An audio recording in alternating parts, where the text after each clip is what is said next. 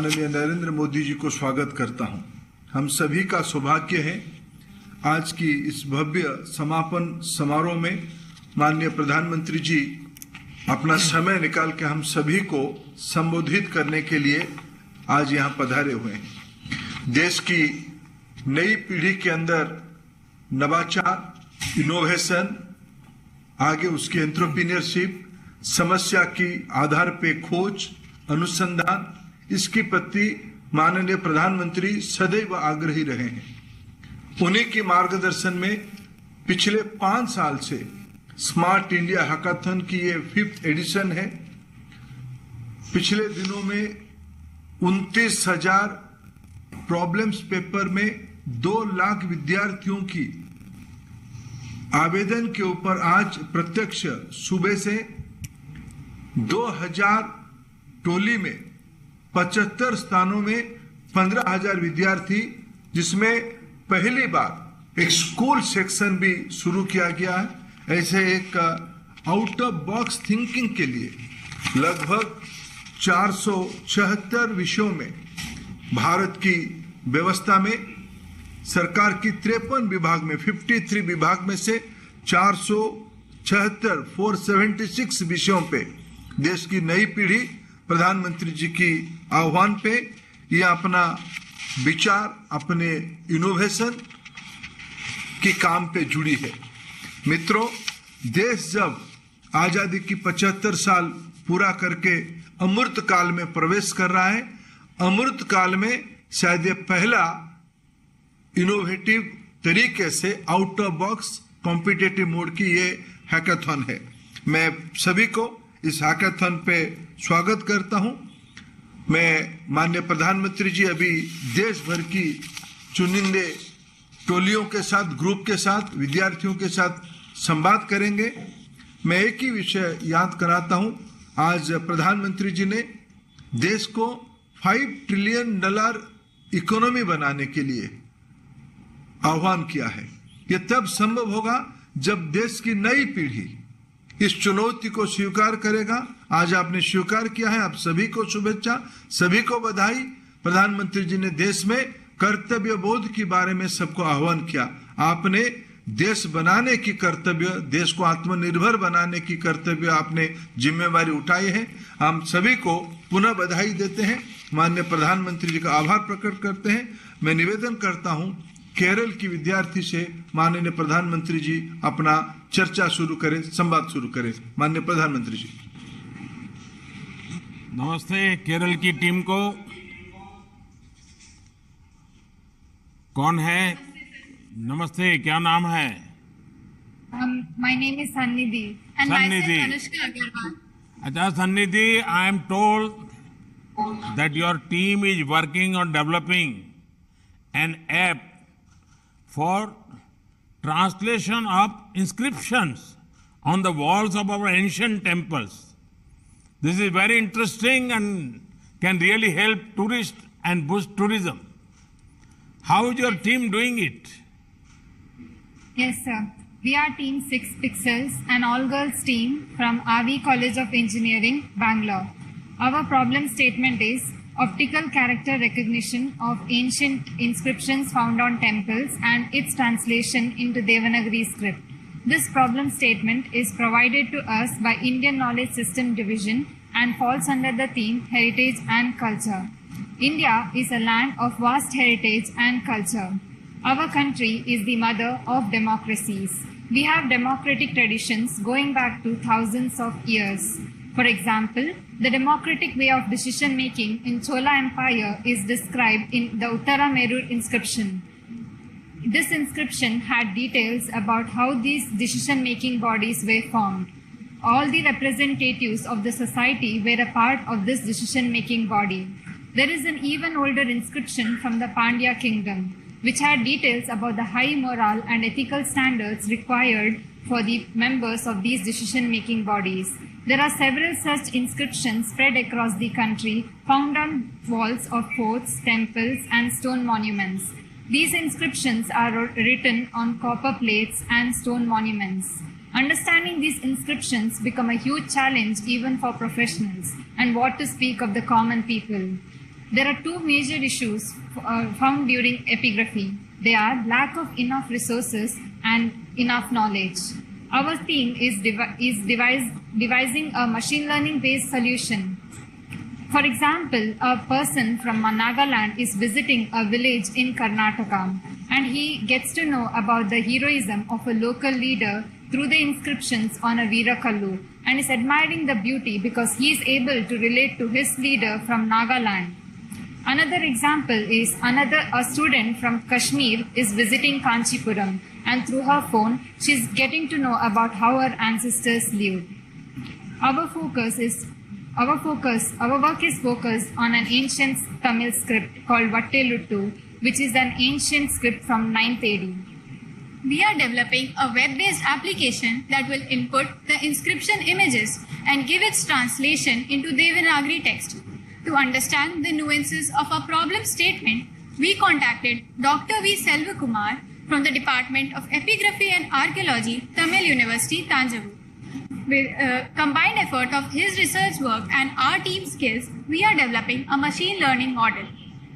We are pre-processing the images and giving them into a deep learning model which will give its corresponding Devanagari translation. We are also extending our project to an audio output. The training images used in our model are the Vatteluttu character alphabet, which is a synthetic dataset created by our team by our own.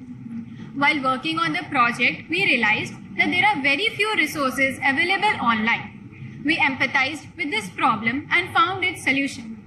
Whatever images we get on our website, we will store them on a database online which can be used by everyone like archaeologists and epigraphists for future research projects in this field. We will not conserve what we do not value, and we will not value what we don't understand.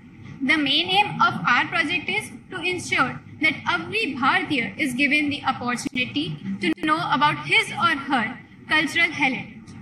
Our project is a humble effort in response to your call from Lal Killa on the 15th of August, and we will surely work towards it. Thank you. Jai Hind. Sannidhi और आपकी team, and I am told that at present you are working only on Tamil language. Yes, Are you sir. planning to expand it to other languages after this hackathon? Yes, sir, definitely. The approach followed will be same, but now for the hackathon, we are focusing on Tamil script. चलिए, congratulations Yes, to your team. Yes, sir. Congratulations to your team. Thank you. मुझे बताया गया है कि अब मुझे तमिलनाडु में उपस्थित टीम के साथ बात करनी है. कौन है तमिलनाडु से? Who is speaking from Tamil Nadu? Vanakkam. Vanakkam. Namaskar, sir. So, I am Siri Sampagaonkar and this is my team. I am from MIT ADT University, Pune. The problem statement that we have chosen is given to us by the Department of Empowerment of Persons with Disability, and our solution is a medical device. Knee-related problems arising due to disorders and diseases is very common. Currently, 25% of the Indian population is suffering from orthotic conditions. Not only that, around 7.1% of world's children are suffering from conditions wherein the axis of the knee is deviated from the axis of the body. Medically, इनको knock knees और bow legs के नाम से जाना जाता है. It makes it really difficult for them to walk on different terrains, even performing day-to-day activities. Our solution is named as Prerak, which is a smart knee actuator. So, what Prerak does and what makes it exceptional, it is that it is minimalistic smart knee brace. It helps in offloading about 20 kgs of body weight from the knees. The two main advantages of Prerak are that it is protective. So, अगर किसी को knee का कोई problem है, तो उसको to prevent from adversity of the knee problem, it helps in that. So, actuator, in our case, So it in is a way, it's a device. preventive. It is a preventive and it is a protective brace. So, for example, if a person with a problem is wearing the brace and it also helps in traceability of the injury that will decrease the probability of surgical interventions. अगर किसी को osteoarthritis का कोई problem है तो फिर उनको जब भी वो कोई काम कर रहे हो तो कोई पेन आएगा तो फिर उसका उस ऐप से लेना उसका वो अलर्ट जो भेजा जाएगा उस डिवाइस से वो ऐप में रिफ्लेक्ट होगा. So this solution is an integrative solution. इसमें हार्डवेयर और सॉफ्टवेयर दोनों होंगे. हार्डवेयर is the sensors वाला part and the device वाला part, and the software is the app. तो जब भी कोई एक्सरसाइज कर रहा हो या फिर कोई भी डे टू डे एक्टिविटीज कर रहा हो और एक पेन या कुछ भी सेंसेशन हो तो वो ऐप पे दिखेगा एक अलर्ट के हिताबित. And after that, then the person can go to a doctor. Athletes, sports persons. Yes, sir, definitely. It is useful for fit humans as well as the person suffering from knock knees, bow knees, and other disabilities. Siri, India's medical device market is estimated to be around 88,000 crore rupees. Yes, sir. We are importing over 70% of it. We need to be self-reliant in this sector. Yes, Do sir, you feel your efforts will help the country in this area? Definitely, sir. That's what I was coming to. That the two major points is that whatever prototype that we are working on right now, अभी 5 दिन में जो भी काम होगा, उसमें whatever materials and components that we need are easily available from the Indian market. तो आत्मनिर्भर भारत का जो भी एक क्राइटेरिया है वो यहीं पे फुलफिल हो जाएगा. And even in the future when we have to scale up we don't have to export anything. Every material is obtained in India itself. चलिए श्री, आपकी टीम को बहुत बहुत बधाई. बहुत बढ़िया बता रही है आप. मुझे बताया गया है कि अब मुझे गुजरात में उपस्थित टीम के साथ बात करनी है. Yes, sir. Namaste, Honorable Prime Minister. Namaste. Shri Modi ji, and namaste one and all. The adage, every problem has a solution. क्या शुभ नाम is the आपका? guiding mantra. So we are tech pupils comprising of myself, Viraj Marathe, and my teammate Janvi Joshi. We are students of standard 7th and we study at Dr. K.B. Hedgewar Vidya Mandir, Karapur, Sakli, Goa. Our mentor is teacher Mrs. Milan Patil. We are the winners of SI Junior Category 2022, which was organized on 12th August, and we have prepared a mobile gaming application for dementia patients. Now, what is dementia? It is a term used to describe a group of symptoms affecting memory, thinking, and social abilities severely enough to interfere with one's daily life. In India, more than 4 million people have some form of dementia. Unfortunately, only 1 in 10 people get some form of diagnosis, treatment, or care, since there is very little awareness regarding dementia in our society. My parents are doctors, so after interacting with them, I realized that dementia is a global health issue with multiple problems faced by both dementia patients and their caregivers. I've been learning programming and robotics since standard 2nd, and I'm currently pursuing my software diploma course and web development master's course. I have been always keen to solve society's problem with my programming knowledge. So when Smart India Hackathon 2022 was announced, I decided to team up with my friend Janvi and our mentor Mrs. Milan Patil to design a solution. Our mentor worked on researching on the desired data and information, while Janvi here worked on the aesthetics and designing of the app.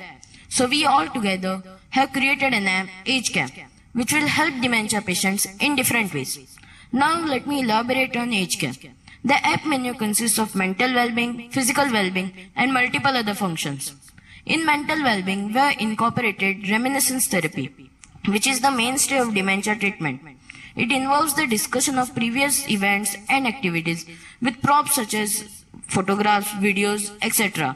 Our app has art therapy, games, music, and video, which will help cause cognitive and behavioral improvement and provide an outlet for self-expression. The hyperlocal communication system, diary, daily prarthana, and wellness quotient modules of our app will help keep a positive frame of mind.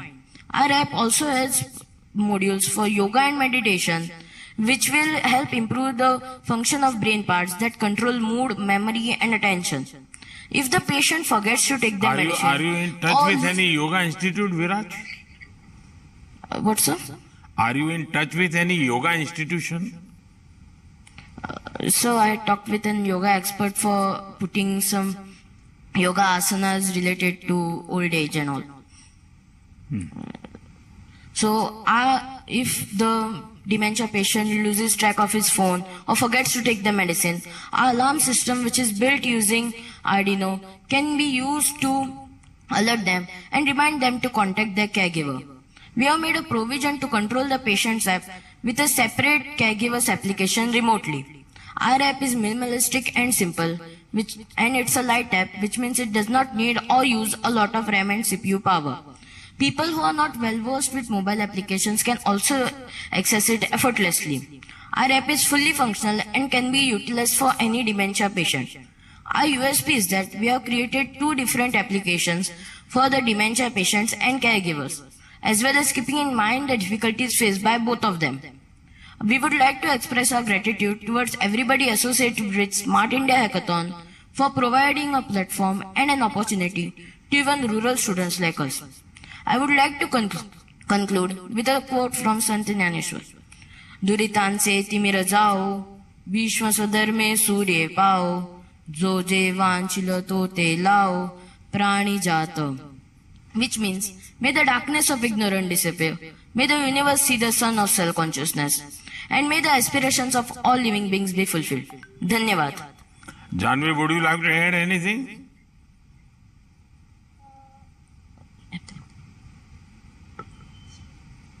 I want to show app. Well, it is very difficult to see, but I will talk to my team that they will get it and they will show me. Okay, sir. Okay, congratulations to your young team. Thank you, sir. आइए अब दूसरे project की तरफ बढ़ते हैं.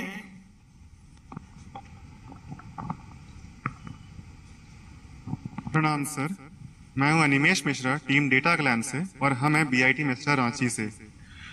हम काम कर रहे हैं project deep learning based cyclone intensity estimation from INSAT 3D IR. Animesh, आप है कहाँ से? मैं हूं बीआईटी मिश्रा रांची, झारखंड. हम सभी जानते हैं कि साइक्लोन जो है काफी क्षति पहुंचाती है मैनकाइंड को. इसको ठीक ताकि इसकी क्षति कम हो, हमें इसी अर्ली मॉनिटरिंग सिस्टम की सख्त आवश्यकता है. हम चाहते हैं कि इस प्रॉब्लम को हम सॉल्व करें डीप लर्निंग और मशीन लर्निंग से. Deep learning is actually a technique in which we mimic a human brain. We are using deep learning to actually generate all the features and patterns of cyclones and then use it for our prediction. Our model works and outperforms most of the state-of-the-art techniques. What we are doing is we are taking some ready satellite images and using deep learning, we are mapping these satellite images with their corresponding intensities. With this application, with this process, what we are doing is we can actually estimate what would be the maximum impact of these cyclones, so that we can take early action. Where could be the landfall? What would be the trajectory of cyclones, and what would be the destruction that would be caused by these cyclones? And this could easily be early predicted and be used by other. Animesh, आप जो इस पर काम कर रहे हैं, एक तो कब से काम कर रहे हैं, अब तक कितने साइक्लोन को मॉनिटर किया है, और एक्यूरेसी का लेवल क्या है? जी सर, बिल्कुल. हमने साइक्लोन जो है, सिंस हमने इनसैट 3D डेटा से ले रहे हैं, तो हमने उन साइक्लोन्स को लिया है जो 2014 के बाद इंडियन कोस्ट लाइन को हिट कर रहे हैं. एंड हमारा जो एक्यूरेसी है वो 89% के आसपास है सर. अच्छा अनिमेश, क्या आपके एल्गोरिथम के लिए आपको पर्याप्त डेटा मिल गया है क्या? क्योंकि अल्टीमेटली बिना डेटा तो आप इसको आगे नहीं बढ़ा सकते. जी सर, बिल्कुल। हमें डेटा थोड़ा कम मिला है, बट सर हमने और तकनीकी यूज की है ताकि इन कम डेटा में भी हम पर्याप्त आउटपुट दे सकें और एक्यूरेसी दे सकें। सर इसके अलावा हमने एक वेब एप्लीकेशन भी डेवलप किया है, तो जिसमें कि हम सारे उन फीचर्स को दिखा रहे हैं साइक्लोन के जो जरूरी हैं, एंड जो देखकर जिसकी फोरकास्टिंग की मदद से इन बाकी डिजास्टर मैनेजमेंट के लोग अप्रोप्रिएट एक्शन ले सके सर। एंड उसके अतिरिक्त हम साइक्लोन की पाथ बताते हैं और कहाँ ट्रेजेक्ट्री हो रही है साइक्लोन की, ये सारी इंफॉर्मेशन हम उस वेबसाइट पर देते हैं। इसके अलावा हम विंड पैटर्न्स के बारे में भी बताते हैं उस वेबसाइट पर। चलिए अनिमेश, आपकी टीम को बहुत बहुत बधाई। मुझे बताया गया है कि अब मुझे पश्चिम बंगाल में उपस्थित टीम के साथ बात करनी है। Thank you. नमस्ते प्रधानमंत्री महोदय। नमस्ते प्रियांश। अच्छा, देगापुर सेंटर पर आप एक सिस्टम बना रहे हैं, ऐसा मुझे बताया गया, जिसमें पुलिस रेडियो सेट पर ही मल्टीमीडिया डेटा ट्रांसफर हो जाएगा। ऐसा हुआ तो पुलिस के संचार में एक नया आयाम जुड़ेगा। आप लोग कैसे इस पर काम कर रहे हैं, जरा समझाइए। जी sir, it would be an honor to share our project with you. I'm Priyansh Diwan from Team Sarvag and we are from VIT Bhopal University. Our problem statement was given by Police Department to enable transmission of multimedia data, that is images and videos, through radio waves. As we know that there are lakhs of radio handsets currently deployed in the field, but the limitation to them is that they only enable voice through that voice transmission. Most of the images and videos transmitted by police institution are done on foreign third-party applications, with which comes their own security and privacy issues. Also, neither these apps are made nor their server are maintained indigenously. Our project aims to develop a secure interface through which we can transfer videos and images through radio waves without the support of internet from one point to another. Hence making. अच्छा, ये बताइए प्रियांश कि क्या आपका ये model सेना और सीमाओं पर भी इस्तेमाल हो सकता है क्या, बॉर्डर एरियाज में? जी सर, इसमें इंक्रिप्शन हम यूज करते हैं, जिससे जो डेटा आप ट्रांसमिट करेंगे वो इंक्रिप्टेड रहेगा। तो सेंसिटिव एरियाज जहां इवन सिग्नल इंटरसेप्ट होने के चांसेस भी हैं, वहां भी ये इजीली डिप्लॉयबल है। तो बिल्कुल सर, ये बॉर्डर एरियाज में भी हमारा हेल्प करेगा। देखिए, जितना मैं समझा आपने बताया, आप अभी तो सिर्फ शायद इमेज ट्रांसफर पर काम कर रहे हैं। क्या ये संभव है कि आप इसे विस्तार देकर छोटे छोटे वीडियो ट्रांसफर तक भी ले जाएं? क्या आप लोग इस विकल्प पर भी विचार कर रहे हैं क्या? जी सर, हम इस विकल्प पे विचार ही नहीं बल्कि काम भी कर रहे हैं। वीडियोस और इमेजेस ट्रांसमिशन ऑलमोस्ट सेम होते हैं, पर वीडियोस में आपको हर एक फ्रेम को एक्सट्रैक्ट करके अलग अलग कंप्रेस करना पड़ता है। हम उस पर काम कर रहे हैं और हम ये एम करते हैं कि कल इस हैकाथॉन के खत्म होने से पहले हम वीडियो ट्रांसमिशन भी इनेबल कर पाए। वाह तो आपकी टीम बहुत स्पीडी काम करती है। Yes sir. चलिए बधाई है आपको। अच्छा, मुझे बताया गया है कि अब मुझे असम में मौजूदा टीम के साथ बात करनी है। जय हिंद प्रधानमंत्री जी। नमस्ते जी। मेरा नाम नितेश पांडे है। मैं AKGEC गाजियाबाद का छात्र हूँ और मैं टीम आइडियल बिट्स को रिप्रेजेंट कर रहा हूँ। जो प्रॉब्लम स्टेटमेंट हमें दी गई है वह यह है कि ग्रास रूट इनोवेटर्स के लिए हमें IPR रजिस्ट्रेशन प्रोसेस को फैसिलिटेट करना है। पूरी दुनिया में भारत को सबसे ज्यादा इमेजिनेटिव और इनोवेटिव कंट्री माना जाता है। हमारे देश की रिसर्च रैंकिंग टॉप 10 में आती है, परंतु ग्लोबल इंटेलेक्चुअल प्रॉपर्टी इंडेक्स में हम 40वें स्थान पर हैं। प्रकाशित रिपोर्ट्स के अनुसार इसकी एक वजह यह हो सकती है कि हमारे देश के 65% रिसर्चर केवल IPR फाइलिंग प्रोसेस को जानते हैं। ऐसा करिए नितेश, मुझे आप अभी जिस पर काम कर रहे हैं उसके लिए बताइए। पूरा एनालिसिस तो बाद में देख लेंगे। हाँ सर, तो हम जो ग्रास रूट इनोवेटर्स के लिए हम एक पूरा ऐप बना रहे हैं, जिसमें हम जो tedious process of filing IPR है उसको सिंप्लीफाई कर रहे हैं। क्योंकि सर ये जो प्रोसेस है काफी कॉम्प्लेक्स होती है, तो एक छोटा जो एक ग्रास रूट इनोवेटर है वो उसको आसानी से फाइल नहीं कर पाता है। तो हम अपने ऐप के थ्रू अपने कुछ AI आर्टिफिशियल इंटेलिजेंस और मशीन लर्निंग का इस्तेमाल कर रहे हैं, जिससे हम उस प्रोसेस को सिंप्लीफाई कर रहे हैं। उनके जो आपके उत्पाद है, आपके प्रॉपर्टी है, विस्तार से बताइए कि आपके ऐप से कैसे इन इनोवेटर्स को मदद मिलेगी। जो यूजर है उसको कैसे मदद मिलेगी? सर, जैसे कि अगर हम एक एग्जांपल लें कि हम एक पेटेंट फाइल करना चाहते हैं, तो पहले क्या होता है कि आपको तो ये नहीं पता होता है कि पेटेंट, पहले तो उसके बारे में जानना होता है। तो हम अपने ऐप के थ्रू पहले तो उन्हें सिखाएंगे कि हाँ पेटेंट क्या होता है, उसे आप कैसे अप्रोच कर सकते हैं। उसके बाद जो उसकी प्रोसेस है filing of forms, different type of forms जो होते हैं उन्हें फाइल करने के, तो हम उनको पहले तो गाइड करेंगे। और जो फॉर्म की जो बहुत कॉम्प्लेक्स प्रोसेस था उसको हमने सिंप्लीफाई कर दिया है ई फॉर्म्स के थ्रू, तो उसमें वो आसानी से फिल करके फॉर्म्स प्रोसीड कर सकते हैं। और अगर उन्हें किसी पर्टिकुलर पॉइंट पे अगर डाउट आता है कि हम इसको कैसे कर सकते हैं, तो हमने उसका भी एक सॉल्यूशन दे रखा है कि आप पर्टिकुलर टाइप के एजेंट्स और लोग हैं जिनसे आप कांटेक्ट करके और अपनी प्रॉब्लम को रिजोल्यूट कर सकते हैं। चलिए, आसाम आपकी टीम को बहुत बहुत बधाई। आपने बिल्कुल ग्रास रूट लेवल पर मदद कर रहे हैं आप। आइए अब हम उत्तर प्रदेश चलते हैं। कौन है उत्तर प्रदेश में? नमस्कार माननीय प्रधानमंत्री जी। नमस्ते। अंशित, मुझे बताया गया है कि आप लोग क्राइम हॉटस्पॉट मैपिंग और प्रिडिक्शन मॉडल बना रहे हैं। जरा समझाइए भाई क्या है। तो सर, मैं शिवनाथ यूनिवर्सिटी से हूं और मैं टीम आइरिस को रिप्रेजेंट कर रहा हूं। हमारी problem statement ministry of home affairs द्वारा दी गई है और उसका टाइटल है crime hotspot prediction and mapping. इस प्रॉब्लम से हम एक ऐसा टूल बनाने की कोशिश कर रहे हैं जिससे कि पुलिस ऑफिसर्स मैप पर ये देख पाएं कि कौन कौन से वो एरियाज हैं जहां पर क्राइम होने के चांसेस ज्यादा हैं। इसको जान के पुलिस ऑफिसर्स बेटर अप्रोचेस ला पाएंगे जिससे कि वो इन क्राइम हॉटस्पॉट एरियाज पे क्राइम्स रिड्यूस कर पाएंगे। इस प्रॉब्लम का सोल्यूशन ढूंढते हुए जो सबसे पहले हमारे को दिक्कत फेस हुई थी वो ये थी कि हमारे पास कोई डेटा सेट अवेलेबल नहीं था। तो इसके लिए हमने एक सिंथेटिक डेटा सेट क्रिएट किया। तो हमारे को जो डेटा मिला वो शिकागो शहर का था जो कि यूएसए में है। हमने उस डेटा सेट को उठा के दिल्ली के ऊपर सुपर इम्पोज करा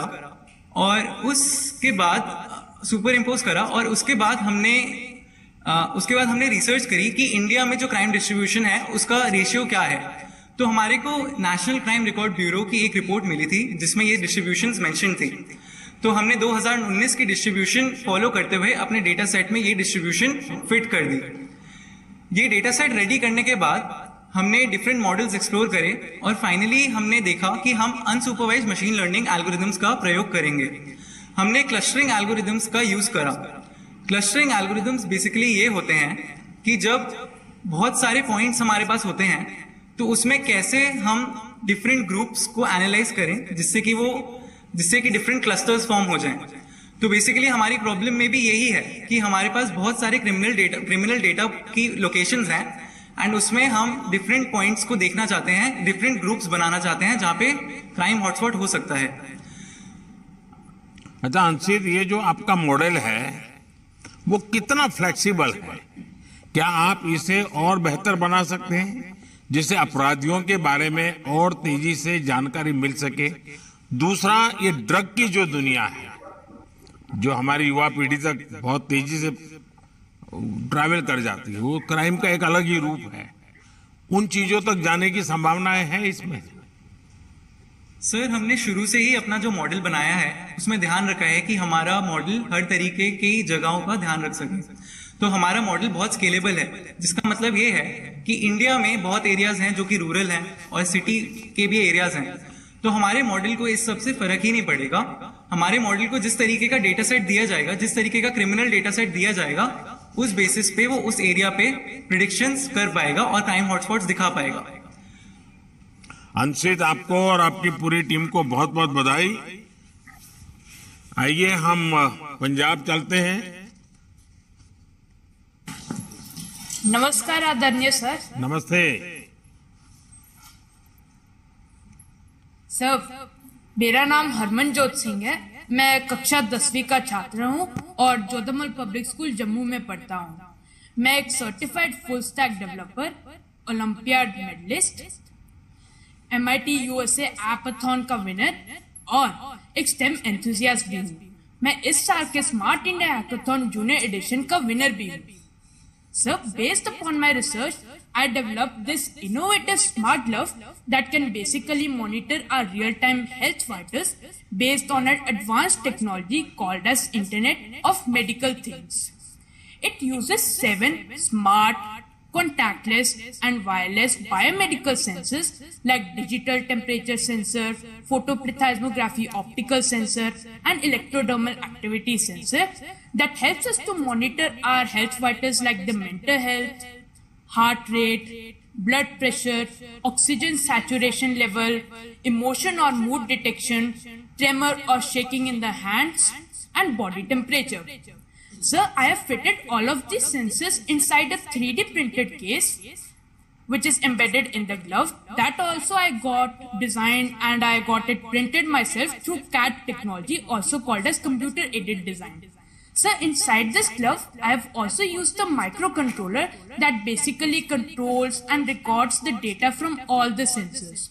And then, sir, the recorded health vitals are transmitted to a cloud database using either Bluetooth or Wi-Fi connection and then displayed in the form of graphs on a mobile application using data analysis programs or algorithms that I designed myself.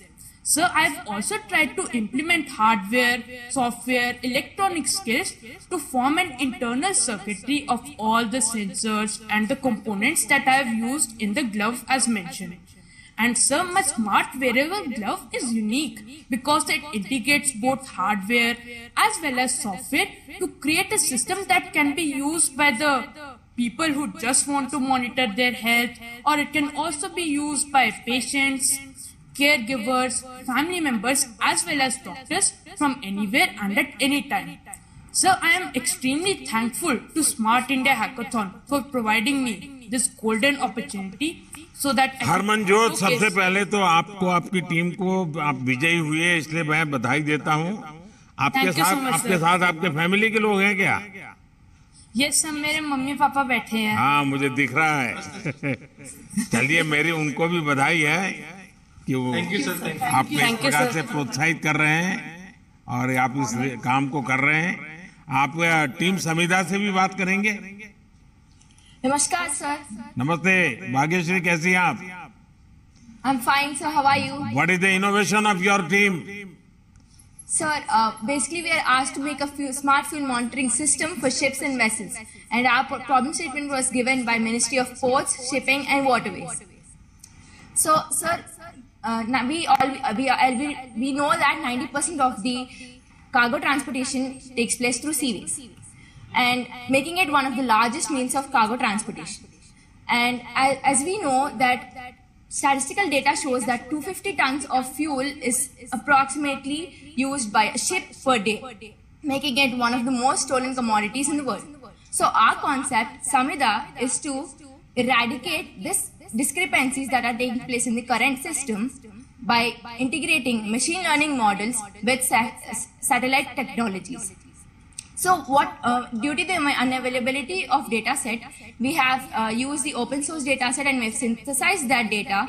We have used it in predictions and analysis of that data, and it's beautifully put in a graphical format in this application Samida. Samida aims to achieve unmanned maritime monitoring systems, and when we mean unmanned maritime monitoring system, it is that it provides a platform where a ship owner or a shipping organization can get access to real-time monitoring of all of the functionality of ship, like fuel and ton and cargo handled, and also distance traveled and so on. And our aim is to get the data from pre-existing sensors and store it on the cloud, and then bring it back to the website where the prediction and analysis is done. Tell me, can we extend the smart monitoring to the other sector also? Yes, sir. We can extend it to ships, fuels, and also cars. But then cars is also pre-existing. Only ships is not that much prevalent in the market. चलिए, आपका innovation, आपका talent अमृत काल में देश के लक्ष्यों को प्राप्त करने में बहुत मदद करेगा। आप सभी युवा साथियों को मेरी तरफ से बहुत बहुत बधाई। Thank you, sir. मैं अभी माननीय प्रधानमंत्री जी को निवेदन करूंगा हम सभी को संबोधन करने के लिए।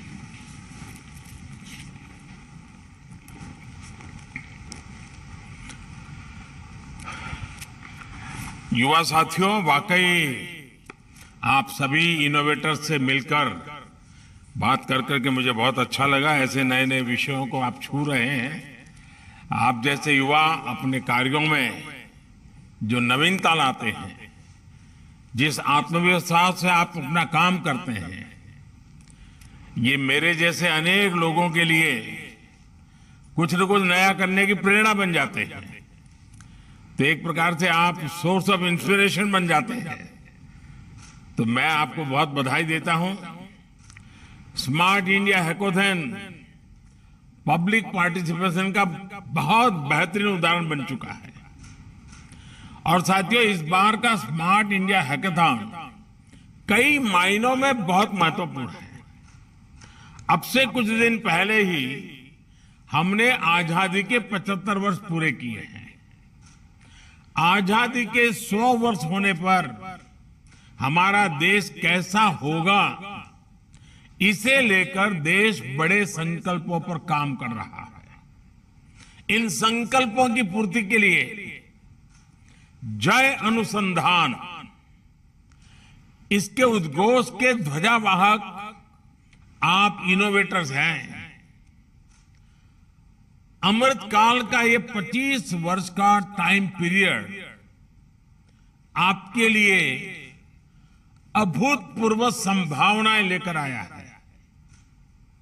ये संभावनाएं और ये संकल्प सीधे सीधे आपके कैरियर ग्रोथ से भी जुड़े।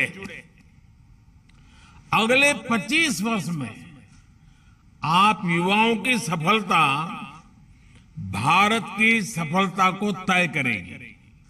इसलिए मैं आप सभी को लेकर बहुत विश्वास से भरा हुआ हूं। हिंदुस्तान गर्व करता है आप पर। आप सभी का इनोवेटिव माइंडसेट आने वाले 25 वर्षों में भारत को टॉप पर पहुंचाएगा। आप सभी पर मेरे इस विश्वास की ठोस वजह भी है।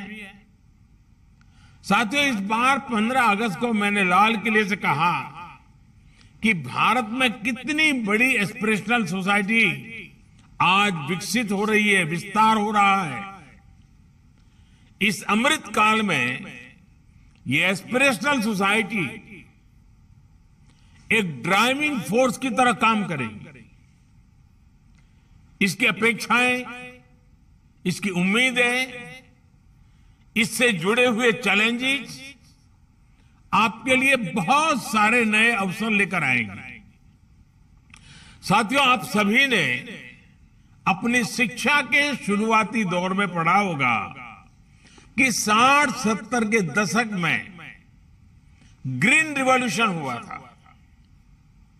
भारत के किसानों ने अपना सामर्थ्य दिखाया और हमें अन्न के मामले में आत्मनिर्भर बना दिया। लेकिन आप ये देख रहे हैं कि पिछले 7-8 वर्षों में देश एक के बाद एक रिवॉल्यूशन करते हुए तेजी से आगे बढ़ रहा है। भारत में आज इंफ्रास्ट्रक्चर रिवॉल्यूशन हो रहा है। भारत में आज हेल्थ सेक्टर रिवॉल्यूशन हो रहा है। भारत में आज डिजिटल रिवॉल्यूशन हो रहा है। भारत में आज टेक्नोलॉजी रिवॉल्यूशन हो रहा है। भारत में आज टैलेंट रिवॉल्यूशन हो रहा है। एग्रीकल्चर सेक्टर हो, एजुकेशन सेक्टर हो, डिफेंस सेक्टर हो, आज देश का जोर हर सेक्टर को आधुनिक बनाने पर है, हर सेक्टर को आत्मनिर्भर बनाने पर है। और इसलिए ही आप सभी युवाओं के लिए भारत में हर रोज नई अपॉर्चुनिटीज बन रही है।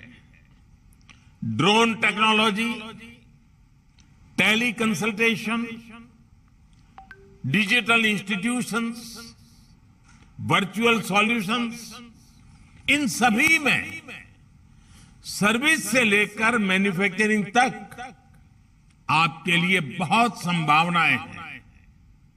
आप जैसे युवा खेती और हेल्थ सेक्टर में ड्रोन टेक्नोलॉजी के उपयोग को बढ़ावा देने के लिए नए नए सॉल्यूशंस पर काम कर सकते हैं।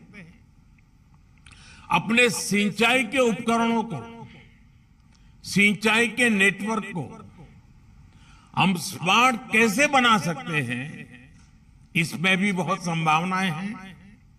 साथियों, आज देश के गांव-गांव में ऑप्टिकल फाइबर बिछाने का काम तेज गति से चल रहा है। आपने ये भी देखा है कि अब भारत में 5G लॉन्च हो रहा है। इस दशक के अंत तक हम 6G लॉन्च करने की तैयारी कर रहे हैं। गेमिंग और एंटरटेनमेंट में भी भारतीय सॉल्यूशंस को सरकार बहुत प्रोत्साहित कर रही है। इन सारे नए सेक्टर्स पर सरकार जिस प्रकार निवेश कर रही है, जैसे उन्हें प्रोत्साहन दे रही है, उसका लाभ आप सब नौजवानों को जरूर उठाना चाहिए। और साथियों, आपको एक बात और याद रखनी है, दुनिया में एक बहुत बड़ी आबादी है जिनकी समस्याएं भारत जैसी ही है, लेकिन वहां उन समस्याओं को डील करने के लिए इनोवेशन और स्टार्टअप की संभावनाएं सीमित है। भारत के इनोवेशन दुनिया में सबसे कॉम्पिटिटिव, एफोर्डेबल, सस्टेनेबल, सिक्योर और बड़े स्केल पर लागू होने वाले समाधान देते हैं। इसलिए दुनिया की उम्मीदें भारत में हैं, आप जैसे युवाओं से हैं। साथियों, आज के इस कार्यक्रम में हमारे साथ शिक्षा जगत के दिग्गज, पॉलिसी मेकर्स भी जुड़े हुए हैं। भारत में इनोवेशन का कल्चर बढ़ाने के लिए हमें दो बातों पर निरंतर ध्यान देना होगा: सोशल सपोर्ट और इंस्टीट्यूशनल सपोर्ट। आज हम देख रहे हैं कि इनोवेशन और एंटरप्राइज को लेकर समाज में बदलाव दिखने लगा। हम करियर बनाने के पारंपरिक विकल्पों के अलावा नए क्षेत्रों में भी हाथ आजमाने लगे हैं। यानी समाज में इनोवेशन एज ए प्रोफेशन, इसकी स्वीकृति बढ़ रही है। ऐसे में हमें नए आइडियाज और ओरिजिनल थिंकिंग को भी स्वीकृति देनी होगी, सम्मान देना होगा। रिसर्च और इनोवेशन को वे ऑफ वर्किंग से वे ऑफ लिविंग बनाना होगा। साथियों, रिसर्च और इनोवेशन की दिशा में इंस्टीट्यूशनल सपोर्ट को बढ़ाने के लिए सरकार लगातार काम कर रही है। नई राष्ट्रीय शिक्षा नीति में इनोवेशन के लिए एक मजबूत फाउंडेशन तैयार करने का रोड मैप है। अटल इंक्यूबेशन मिशन के तहत स्थापित हो रही अटल टिंकरिंग लैब्स स्कूलों में इनोवेटर्स की एक नई पीढ़ी को तैयार कर रही है। देश में आई क्रिएट जैसी संस्थाएं भी सफलता के साथ काम कर रही हैं, जो अब तक 500 से ज्यादा स्टार्टअप को सपोर्ट कर चुकी है। साथियों, 21वीं सदी का आज का भारत अपने युवाओं पर भरपूर भरोसा करते हुए आगे बढ़ रहा है। इसी का नतीजा है कि आज इनोवेशन इंडेक्स में भारत की रैंकिंग बढ़ गई है। पिछले 8 वर्षों में पेटेंट की संख्या 7 गुना बढ़ गई है। यूनिकॉर्न की गिनती भी 100 के पार चली गई है। हम इसमें यकीन नहीं रखते हैं कि सिर्फ सरकार के पास ही समस्याओं का समाधान है। आप देखिए, मैंने तो सरकार को आपके पास लेके आया हूं। सरकार की इन समस्याओं का मेरे नौजवान सॉल्यूशन दे, और आप दे रहे हैं। आपके सामर्थ्य को मैं भली भांति समझता हूं। आज की यंग जनरेशन ज्यादा तेज और स्मार्ट सॉल्यूशन के साथ आगे आ रही है।